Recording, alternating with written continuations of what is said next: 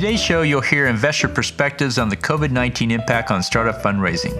This is Investor Perspectives. I'm the host of Investor Connect, Hall T. Martin, where we connect startups and investors for funding. It's the time of COVID-19. We're in lockdown looking to reopen the economy in the U.S. The virus has changed the way the world looks with empty streets, shuttered stores, and death counts rising. There are signs of flattening the curve, so we now look to the other side when the economy will reopen. I hope you enjoy this episode.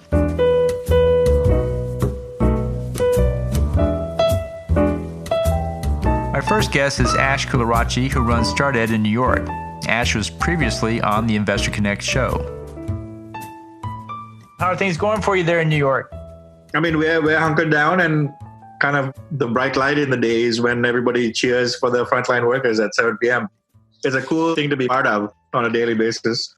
I bet. I see that on TV, and I think that's a wonderful thing. You know, everybody coming together, so much separate now coming into one. It's really cool to see that come together.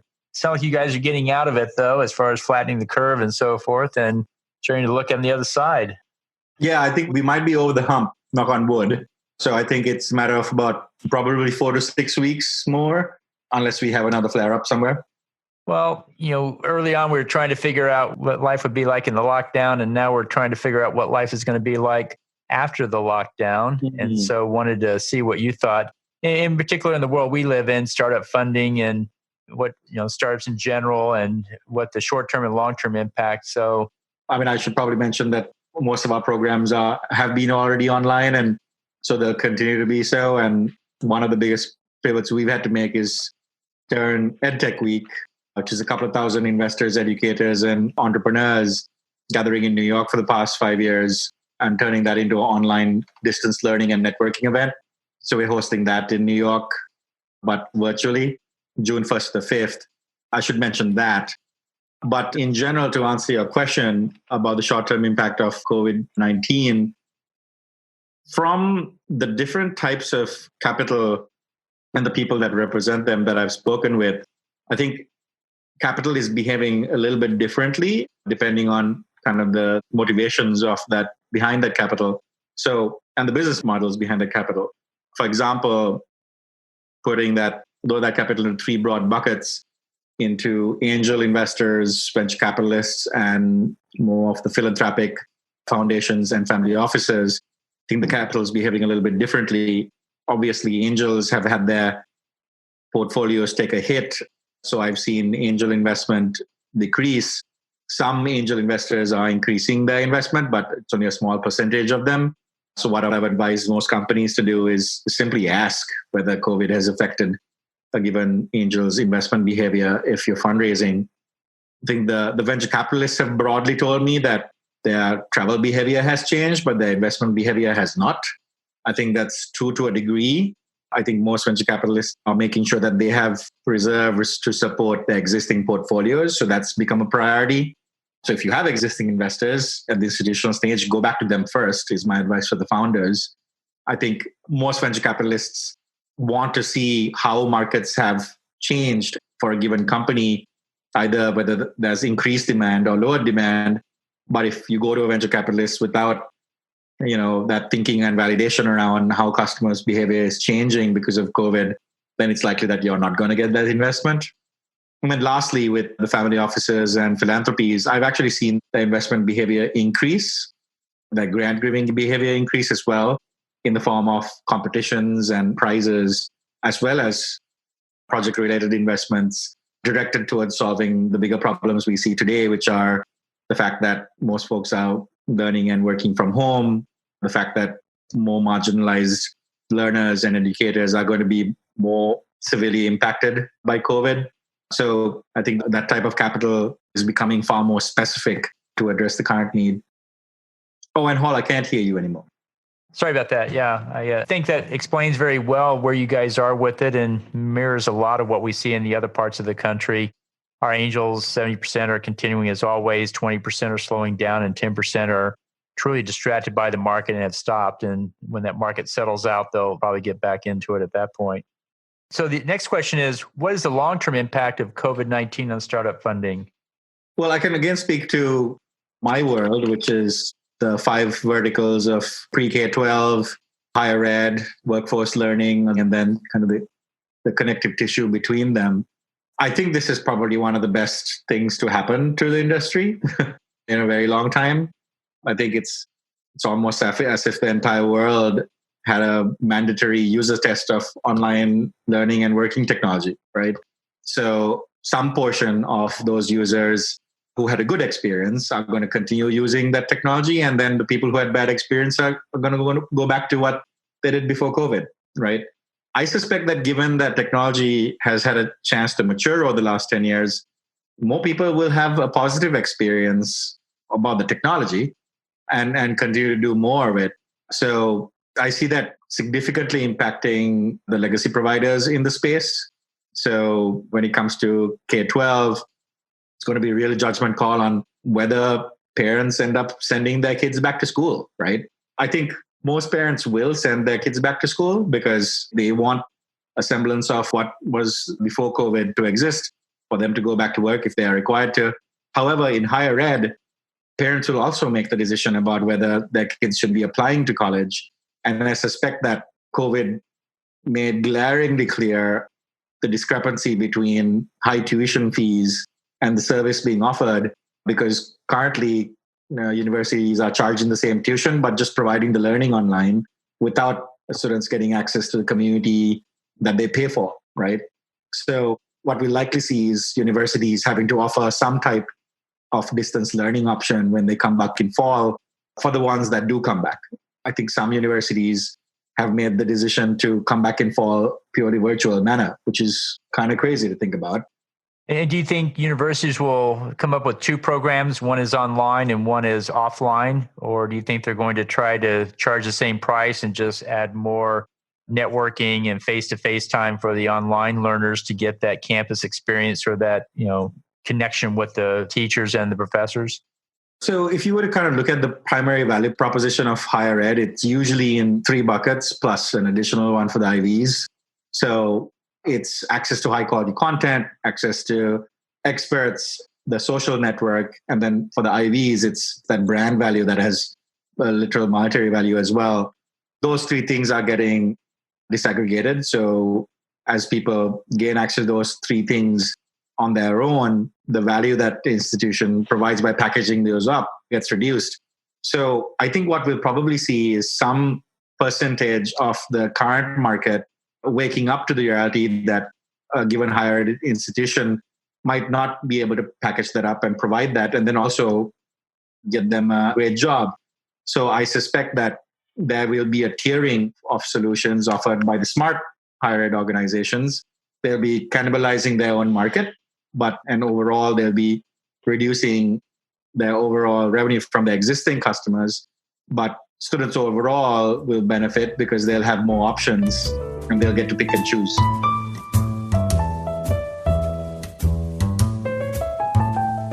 My next guest is Charles Sidman, managing partner of ECS Partners and founder of the Maine Angels.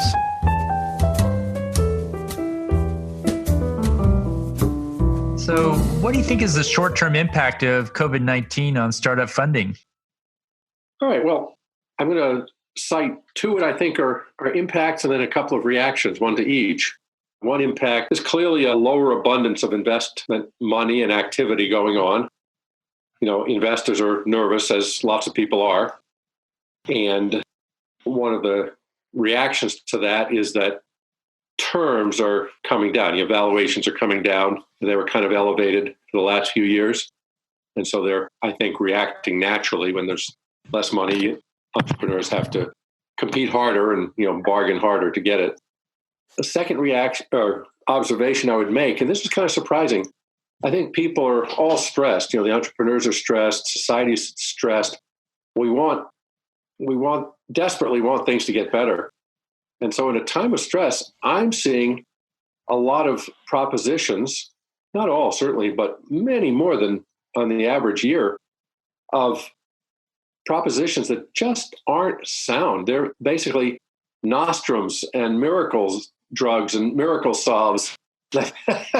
They're being promoted all over the place, and they're being promoted by people who use scientific words. I call that pseudoscience, and they seem to be making some progress. So That's kind of surprising to me. Maybe it's just because, the general stress is higher. The consequence, a result of that is I think you're going to have some more disappointed investors when they invest in these, misbegotten schemes. I don't see them as actually having a chance of working. So those are two things that I've noticed. What is the long-term impact of COVID-19 on startup funding? What do you think is going to happen in the long term? Well, long term, I'm going to be positive about it. Evolutionarily, in the long haul, when things get stressed and things get squeezed down, you set the stage for a further flowering of diversity and, vigor. So I think we're going to live through some tough times. And I don't know if it's a year or 2 years or 10 years, but out of that, I think it's going to be a dawn of a new age again.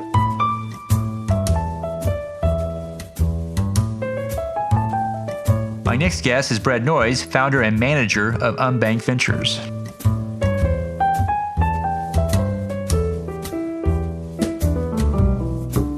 Brett, thank you for joining us today. So, what do you think is the short-term impact of COVID-19 on startup funding? What do you think is going to happen when we come back after lockdown, and what's going to happen with startups raising funding?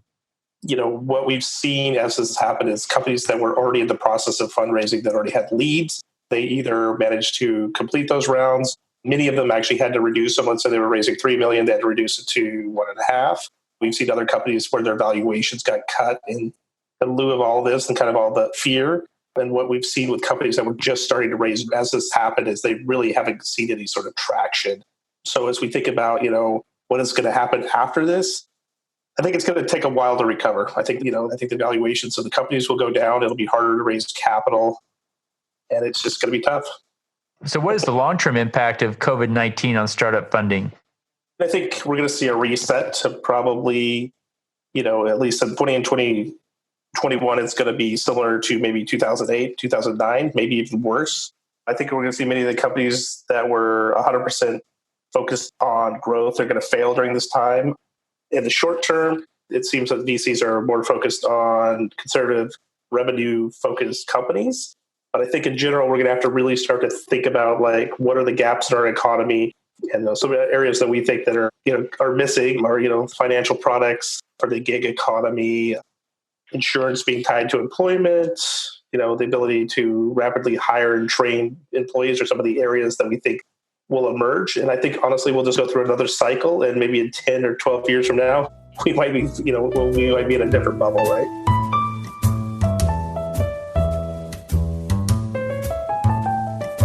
Now we come to Daniel Ibri, co-founder and managing partner at Mindset Ventures.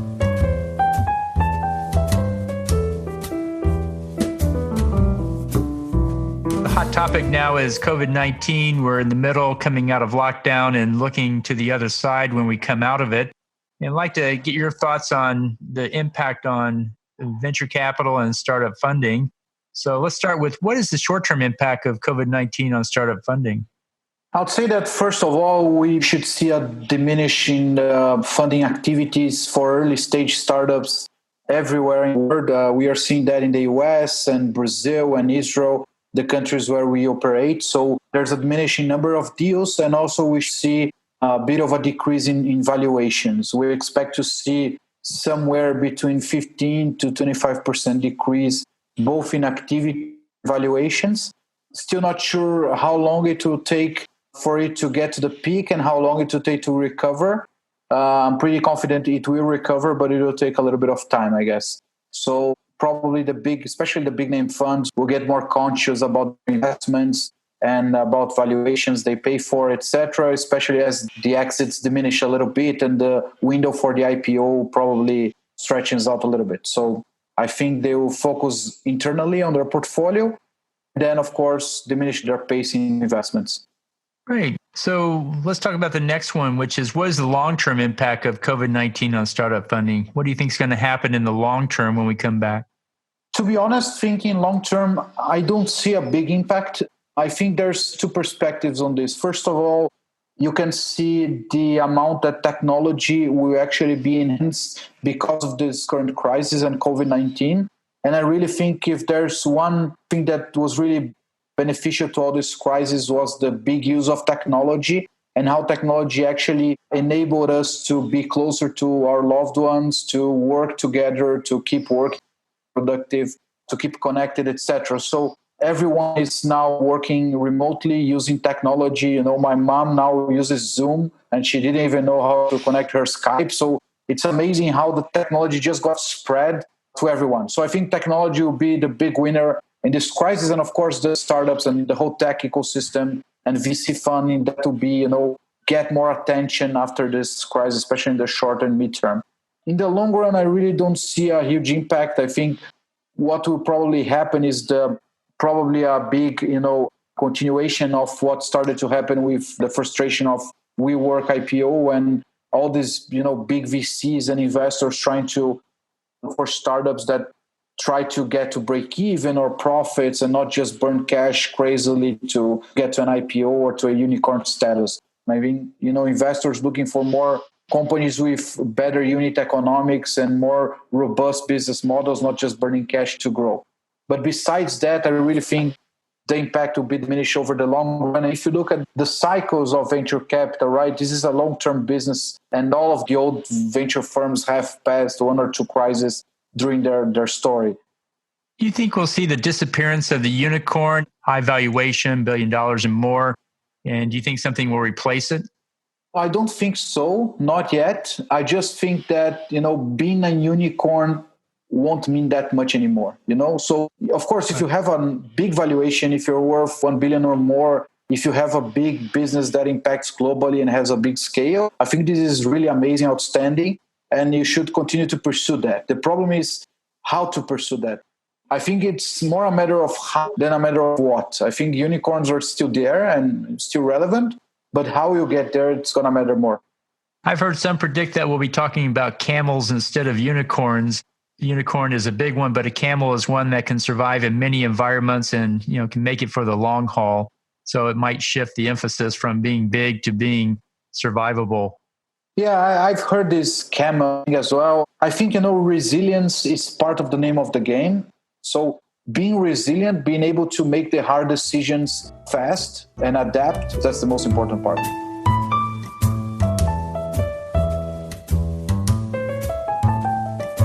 Next up is Lydia Kinkade, Managing Director at IIM.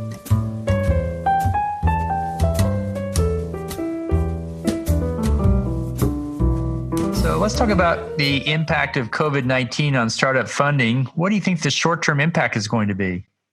We're keeping a close eye on our portfolio and spending more time talking with our founders than we might normally.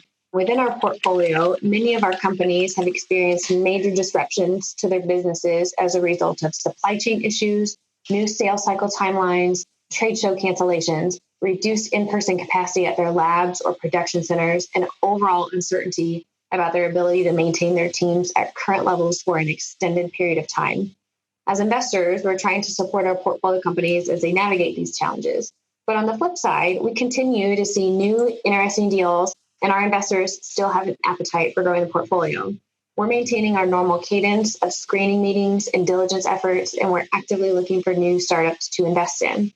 What we expect, at least in the short term and potentially longer term, is a downward shift in valuations and an increase in investor protection provisions as the general startup funding environment is expected to contract.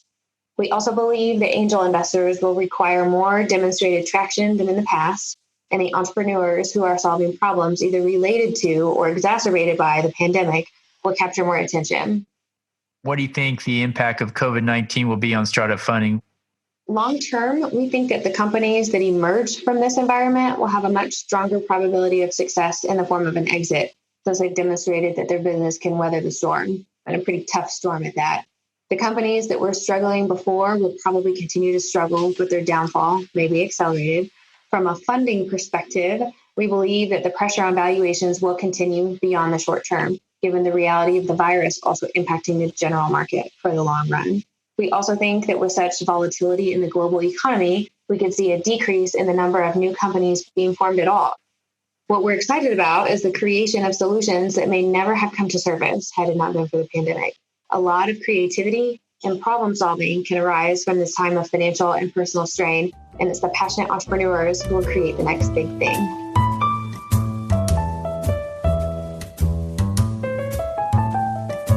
Here is Nathan McDonald of the Keiretsu Forum.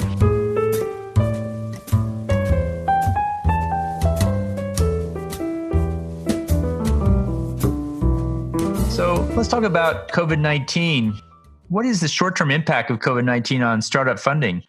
Yeah, it's been quite the adventure here the last few months as everybody's business has been transformed to much more of a virtual context, including all of our funding events and activities that have gone online. And that's, been a challenge, but also created a lot of opportunity to really collaborate even more so around the funding environment for entrepreneurs, here and how the COVID's impacted how capital's connecting and flowing and how due diligence and those processes are going on. So, in the short term, it's always just an adjustment cycle. We've been at the early stage investment game here for over 20 years now. So we've been through a few cycles, not our first rodeo here. So we understand even better now kind of what to do and how quickly things need to change and adapt in order to then move forward.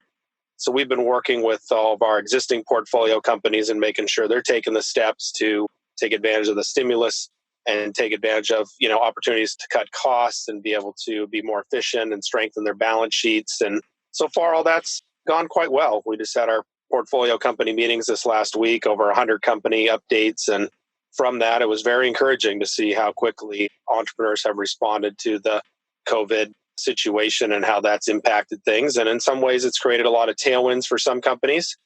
And in other cases, it's created some major challenges for more retail-oriented companies that can't even open their doors. But like always, entrepreneurs are creative about trying to figure out ways to make money and survive and get to the next level. So, no one said entrepreneurship was easy or capital raising. So, just another kind of test along the way here. So short term, with the amount of liquidity that is in the market and the magnitude of the stimulus that's been put in by the federal government, we haven't seen any shortage of liquidity. And so far, as we've surveyed our investors over the last month, 75% of them are still looking actively for companies and actively making investments. And so that's been really encouraging because when we started this whole thing, it was, one day after another. And we're here in Seattle where we were a little bit more on the front end of it and having things get slowly shut down day by day, week by week was like nothing I've ever experienced as an entrepreneur and an investor. So, glad to have that a little bit behind us and see some light at the end of the tunnel and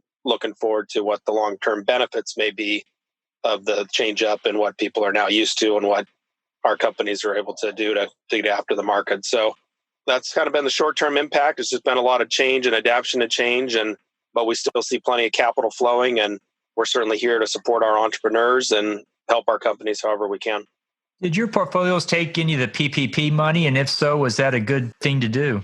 Yeah, across the board, everyone who had applied, I believe now has received the PPP funding, and adding a couple months of burn rate is always a good thing.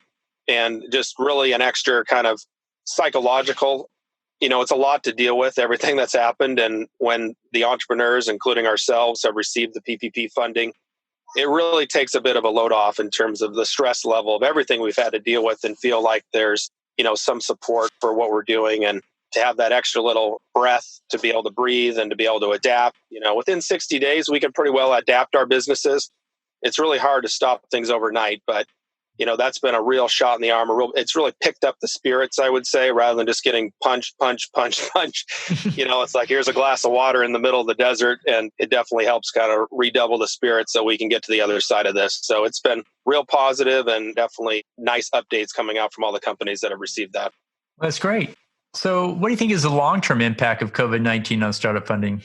I think it's going to continue to accelerate the trends we've already seen as investors in technology, investors in life science and impact companies.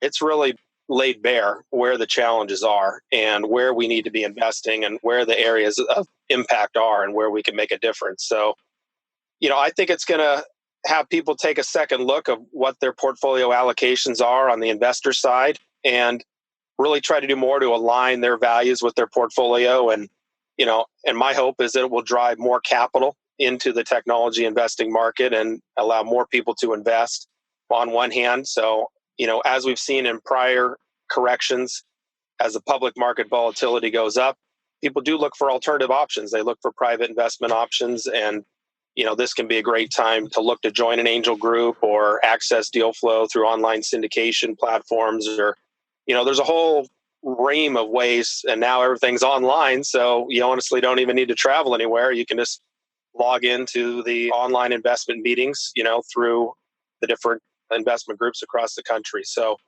we're encouraged that the capital supply will continue to go up and the number of people participating will increase. And that's obviously what we're hopeful for. On the company side, it's never easy to raise money. It definitely got tougher. It's hard to build relationships with brand new investors when you can't physically meet with them. So everyone's getting used to the virtual relationship development and trust development. But when you can't see the body language, when you can't really connect with people, it's an open question. How much capital can you really drive through an online interface? That's certainly why we typically do 25 to 30 in-person meetings a month. It's because doing them online traditionally has not produced results in terms of funding. But that model is changing and everyone's getting much more used to connecting. And the technology's gotten better. I mean, Zoom's gotten better. There's other platforms that are getting much, much better than they ever were before in terms of actually making that something that could be more viable. So we'll find out. A bit of a forced experiment here the last couple months and the next couple months until we can get back to our offline. And I imagine it's going to be a combination going forward. We've done quite well in the online with Keiretsu is a global community of 55 chapters, 3,000 members around the world. There's some huge opportunity to bring in more capital into the room through the virtual environment without having the limitations of the geography. So that's encouraging. And for companies that are in position with technologies that can benefit distance learning and collaborative, between businesses and, everyone who's got technologies to make things more efficient and operate better and AI and all the stuff. I mean, the tailwinds will just continue to accelerate in the adoption of those technologies. And so that's what we're looking for. We've got our heads up. We're looking for opportunities that can benefit from the current situation. And, that's where we're looking to invest going forward. And I don't know what the new normal will look like, but it'll be some combination of what was and what's going to be here as we'll, collectively, create over the next few months as we're going to have to deal with this for quite some time. I feel like there's going to be a few different waves and we just got to be dynamic in terms of continuing to look for opportunities. And so I don't think it's going to return to normal anytime soon over the long term. I do think there's going to be a significant update and change and entrepreneurs are going to have to adapt. In the online meetings we've had, I've noticed that there's been an increased usage of online tools during these Zoom calls, people accessing Crunchbase, PitchBook, and other tools to look up comps and competitors and those type of things, because the questions seem to be at a much higher level when they come through the tools now rather than what was in the in-room meetings. Do you find the same thing? And you think that's going to continue? Yeah, a lot less friction when it comes to due diligence, even building due diligence teams, the ability of people from across different geographies to co-collaborate on due diligence, to find that expertise, online resources, PitchBook and Crunchbase and other spots like that is great for finding information, bringing those questions forward, letting the companies respond, and really looking at those real-time dashboards on the metrics and the KPIs for the companies as well and their performance metrics. Having that transparency, that visibility, never been more helpful because, that's ultimately the dashboard everybody's looking at to evaluate, how our investments are doing. And so that's, a key driver is that just online transparency for sure. Thank you for joining us today. As always, be sure to leave a review, subscribe to this podcast, and share it with others. Let's go start up something today.